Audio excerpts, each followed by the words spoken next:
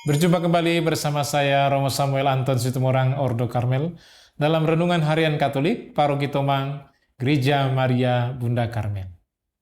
Bapak Ibu Saudara-saudari yang terkasih, hari ini Yesus mengingatkan para murid agar mereka sungguh-sungguh berhati-hati sebab Yesus mengutus para murid seperti anak domba ke tengah-tengah serigala. Yesus tahu bahwa murid-muridnya berhadapan dengan bahaya, ada ancaman besar. Tetapi Yesus mengingatkan mereka agar mereka tetap bertahan meskipun situasinya berat, ancaman berat. Yesus mengingatkan tetap bertahan. Siapa yang bertahan, dia akan selamat. Bahaya dan kepercayaan kepada Allah, Yesus memperkenalkan bagian khotbahnya ini dengan dua metafora. Domba di tengah serigala, cerdik seperti ular, dan juga tulus seperti merpati. Metafora pertama berfungsi untuk menunjukkan konteks yang sulit dan berbahaya di mana para murid diutus. Di satu sisi, situasi berbahaya tersebut diperjelas. Di sisi lain, ungkapan "aku mengutus kamu" menyatakan suatu perlindungan. Mengenai kecerdikan ular dan ketulusan merpati, Yesus tampaknya menggabungkan dua sikap, kepercayaan kepada Allah dan perenungan yang panjang dan penuh perhatian tentang bagaimana kita seharusnya berhubungan dengan orang lain. Kemudian Yesus memberikan perintah yang pada pandangan pertama tampak penuh dengan ketidakpercayaan. Waspadalah terhadap manusia.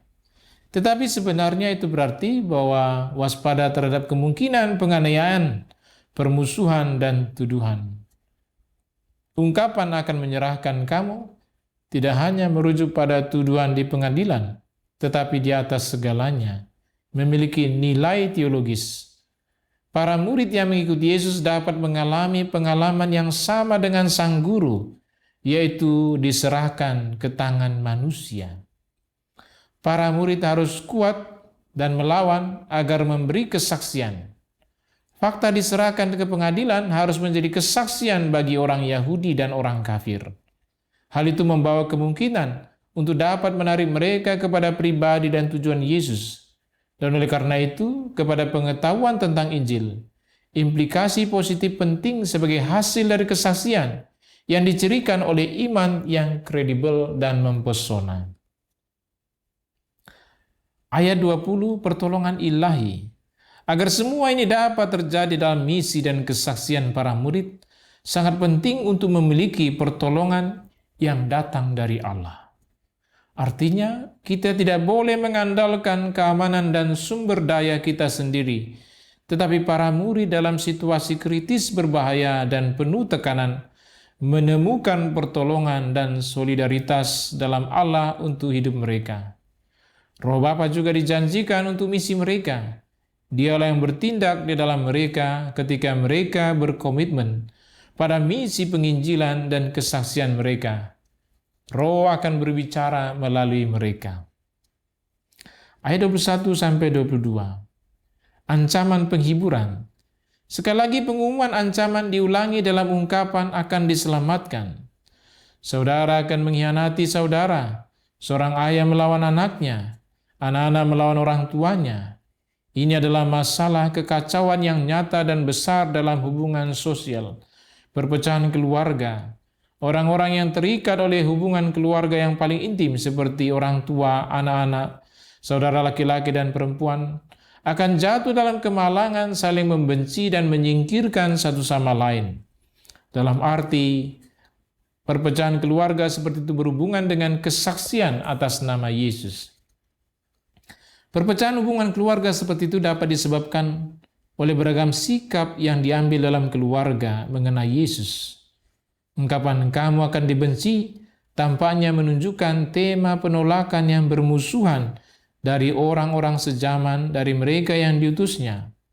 Ungkapan ini juga dapat diterapkan pada komunitas yang lebih besar, menggunakan arti kata saudara seperti yang telah kita lakukan sebelumnya.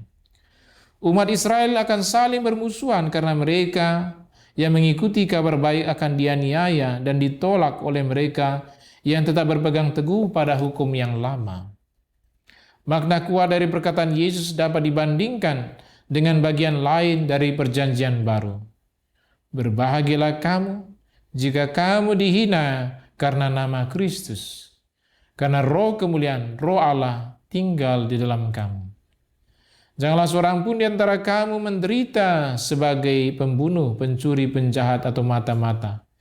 Tetapi jika seorang menderita sebagai orang Kristen, janganlah malu karena nama itu, melainkan muliakanlah Allah. Janji penghiburan mengikuti ancaman. Penghiburan terbesar bagi para murid adalah diselamatkan, yaitu mampu menjalani pengalaman bersama Juru Selamat, artinya berpartisipasi dalam kemenangannya. Bapak, Ibu, saudara-saudari yang terkasih, saat ini mungkin kita mengalami berbagai macam tekanan dan ancaman.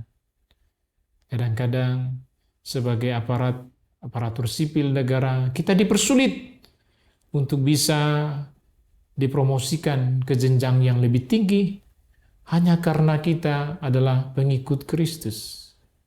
Kadang-kadang kita juga dipersulit untuk melakukan praktik ibadah kewajiban agama kita. Kita selalu dibenci karena kita adalah pengikut Yesus.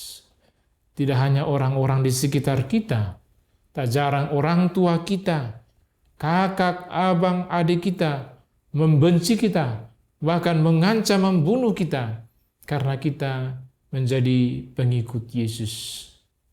Tetapi hari ini Yesus memberikan peneguhan, penghiburan kepada kita. Barang siapa yang bertahan, ia akan diselamatkan. Bapak, Ibu, sekalipun ada banyak bahaya yang mengancam kita, tetapi karena Tuhan ada bersama kita, kita pasti selamat. Ada pepatah dalam bahasa Latin yang mengatakan, Juvante Deo vincimus. Karena Tuhan ada di pihak kita, kita pasti menang. Apapun tekanan yang Bapak Ibu alami, apapun goncangan yang Bapak Ibu alami, atau juga segala kebencian yang Bapak Ibu alami, hanya karena kita pengikut Yesus, jangan takut Bapak Ibu. Sebab Tuhan ada bersama kita.